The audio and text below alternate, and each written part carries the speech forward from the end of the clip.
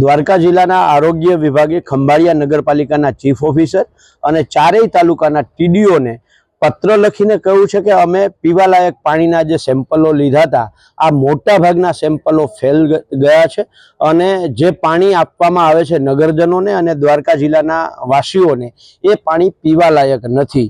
ત્યારે સવાલ એ થાય છે કે આ ભાજપ સરકાર રોડમાં ભ્રષ્ટાચાર કરે, બિલ્ડિંગમાં ભ્રષ્ટાચાર કરે, પાણીનો ટાંકો ઉદ્ઘાટન થાય એની પહેલા પડી જાય, પણ હવે તો પીવાનું પાણી છે એને નથી મૂક્યો, ક્લોરીનમાં પણ ભ્રષ્ટાચાર કરે છે। એટલે એ બાબતે આજે જોધપુરના નાકાથી પત્રિકા વિતરણ કરતા આવી અને પ્રાંત અધિકારીને આવેદનપત્ર આપી અને માગણી કરી છે કે જે આ ભ્રષ્ટાચારી લોકો છે એ તપાસ કરી અને એની સામે કાયદેસરના પગલાં લેવામાં આવે અને દ્વારકા જિલ્લાના વાસીઓ અને ખંભાળિયાના નગરજનોને પીવાલાયક શુદ્ધ પાણી આપવામાં આવે।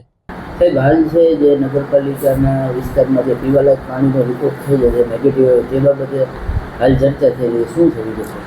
આ બાબતે વિગતે હું જણાવું તો આ માર્ચ મહિનાના પ્રથમ વીકમાં નગરપાલિકાના જે ક્લોરિનેશનના સેમ્પલ લેવામાં આવ્યા હતા એમાં ક્લોરિનેશન જે છે માત્રા કરતાં ઓછું જોવા મળેલું હતું, એટલે સેમ્પલ ફેલ બતાવેલા હતા। ત્યારબાદ નગરપાલિકાએ ડ્યુ ડિલિજન્સ વાપરી અને નગરપાલિકા પાસે જે ક્લોરિનેશન લિક્વિડ ક્લોરિનેશનનો સ્ટોક હતો એ ખતમ થઈ ગયો હતો, એનો વર્ક ઓર્ડર બી આપેલો હતો, પરંતુ સપ્લાયમાં થોડી ડિલે થઈ હતી, એના માટે એ 4-5 દિવસ માટે એ ઇસ્યુ થયેલો હતો। ત્યારબાદ ડ્યુ ડિલિજન્સ વાપરી અને નગરપાલિકાએ ક્લોરિનનો સ્ટોક તાત્કાલિક મેળવી અને ત્યારબાદ સુપર ક્લોરિનેશન પણ નગરપાલિકાએ ચાલુ કરેલું છે અને હાલ જે સેમ્પલો લેવામાં આવેલા છે એ પ્રમાણે ક્લોરિનેશન પૂરતા પ્રમાણમાં છે અને નગરપાલિકાનું જે પાણી સપ્લાય કરવામાં આવે છે એ સરકારના નોર્મ્સ પ્રમાણે પીવાલાયક પાણી જ અત્યારે સપ્લાય કરવામાં આવે છે।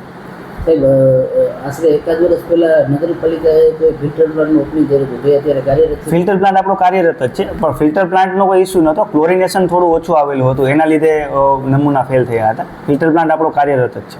અને હાલ નગરપાલિકા સફાઈ અને પાણી બાબતે શું એક્શનમાં છે? પાણી બાબતે અત્યારે સરકારશ્રી પણ ખૂબ જ એક્શનમાં છે અને નગરપાલિકા પણ એક્શનમાં છે। જેમ જેમ ચોમાસું અપ્રોચ કરી રહ્યું છે એમ આપણે ક્લોરિનેશન વધારતા જઈશું, જેથી કરીને ચોમાસામાં જે પાણીજન્ય રોગો થાય છે એ રોગો ન થાય અને ક્લોરિનેશનનો પૂરતો જથ્થો અત્યારે આપણી પાસે ઉપલબ્ધ છે અને ભવિષ્યમાં પણ એ સ્ટોક ન ઘટે એની આપણે તકેદારી રાખશું। પ્લસમાં નગરપાલિકા પાસે ઘી ડેમમાં પણ અત્યારે પાણી અવેલેબલ છે, આ સિવાય જરૂરિયાત પ્રમાણે નર્મદાની પાઇપલાઇનથી પણ નગરપાલિકાને પાણી પૂરું પાડવામાં આવે છે, એટલે પાણીનો કોઈ તંગીનો કોઈ પ્રશ્ન હાલ રહેતો નથી। આ સિવાય સફાઈ છે એ રેગ્યુલર પ્રક્રિયા છે અને સરકારનું પણ એમાં સખત ધ્યાન હોય છે। સફાઈ પણ આપણે રેગ્યુલર કરીએ છીએ, ડોર ટુ ડોર પણ નગરપાલિકામાં રેગ્યુલર થાય છે અને એમાં પણ નાના મોટા કોઈ પ્રશ્નો આવતા હોય તો એ તાકીદે ધ્યાને દોરી અને તાત્કાલિકમાં એ નગરપાલિકા દ્વારા સોલ્વ કરવામાં આવે છે। હાલમાં આપણે જામ ખંભાળિયા જિલ્લામાં નગરપાલિકા વિસ્તારમાં અથવા તો ગ્રામ્ય વિસ્તારમાં થોડી પાણીની કમી અથવા તો સ્વચ્છ પીવાના પાણીની અમુક જગ્યાએ ફરિયાદો ઊભી થયેલી છે। આપણો આરોગ્ય વિભાગ દરેક ગામમાં જે પાણીના સ્ત્રોતો છે એના અમારા કર્મચારી મારફતે પાણીના સેમ્પલો લેવડાવે છે અને એ સેમ્પલોને આપણે ડિસ્ટ્રિક્ટ હોસ્પિટલમાં એમની તપાસ થાય છે। પીવાલાયક જે સેમ્પલ્સ હોય એના માટે આપણે કશું કરવાના નથી, પણ જે સેમ્પલ્સ પીવાલાયક નથી રહેતા એના માટે આપણે ગ્રામ પંચાયતને, તાલુકા ડેવલપમેન્ટ ઓફિસરને તથા અગર નગરપાલિકા વિસ્તાર હોય તો ચીફ ઓફિસરને લેટર લખી અને એ પાણીનું ક્લોરિનેશન, પાણીની ટાંકીઓનું સુપર ક્લોરિનેશન અને જે ઘરગથ્થુ માટલા અથવા તો જે પાણીના સ્ત્રોતો છે એમાં અમારા આરોગ્ય કર્મચારીઓ મારફતે પણ ક્લોરિનની ટેબ્લેટ્સ ઘેર ઘેર વિતરણ કરવામાં આવે છે તાકી એમને સ્વચ્છ પાણી મળી રહે। આપણે જે સેમ્પલની જ પરિસ્થિતિ જોઈએ તો છેલ્લા 2 મહિનામાં લગભગ 150 જેવા સેમ્પલ અમે 4 તાલુકાઓમાં લીધા છે। એમાંથી 10 સેમ્પલ જાન્યુઆરી મહિનામાં અને 1 સેમ્પલ ફરવરી મહિનામાં પીવાલાયક નહોતું, જેના લીધે અમે સંબંધિત ગ્રામ પંચાયતને પણ અને ચીફ ઓફિસરને પણ લેટર લખેલા છે અને સુપર ક્લોરિનેશન કરવાની સૂચના આપેલી છે, જેથી જાહેર જનતાને સ્વચ્છ પીવાનું પાણી મળી રહે તથા પાણીજન્ય રોગો જે છે, ટાઇફોઇડ છે, કોલેરા છે, બીજા પણ જે પાણીજન્ય રોગો છે અને ફૂડજન્ય રોગો છે એ રોગો ના થાય।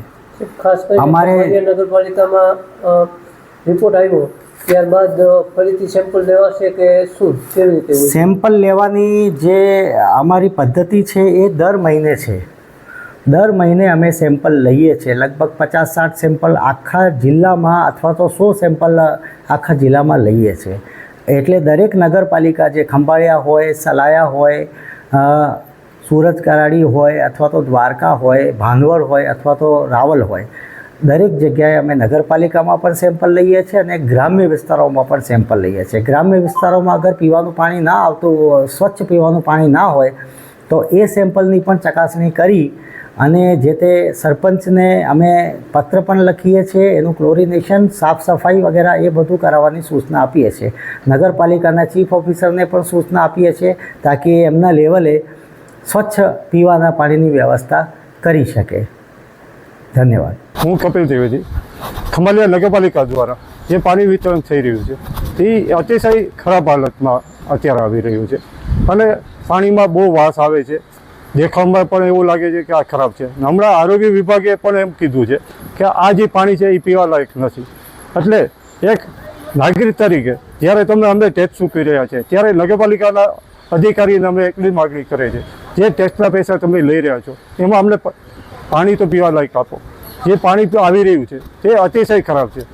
અને આરોગ્ય વિભાગ અને વહીવટીદારના અધિકારી દ્વારા પણ કહેવામાં આવ્યું કે ભાઈ આવું વિતરણ બંધ કરવામાં આવે. પણ ગઈકાલે અમે જે 89 મકાન પ્રમાણે વોર્ડ નંબર 2માં રહીએ છીએ ત્યાં પણ હજી હાલની તારીખમાં આવું જ પાણી સપ્લાય થઈ રહ્યું છે. એટલે અમે નગરપાલિકાના અધિકારી પાસે એટલી માગણી કરે છે કે આવું ખરાબ પાણીનું વિતરણ બંધ કરી અને કાયદેસર સફાઈ કરી, ક્લોરિનેશન જે કરતા હોય ક્લોરિનેશન કરી પછી પાણી વિતરણ કરવામાં આવે એવી અમારી આશા છે.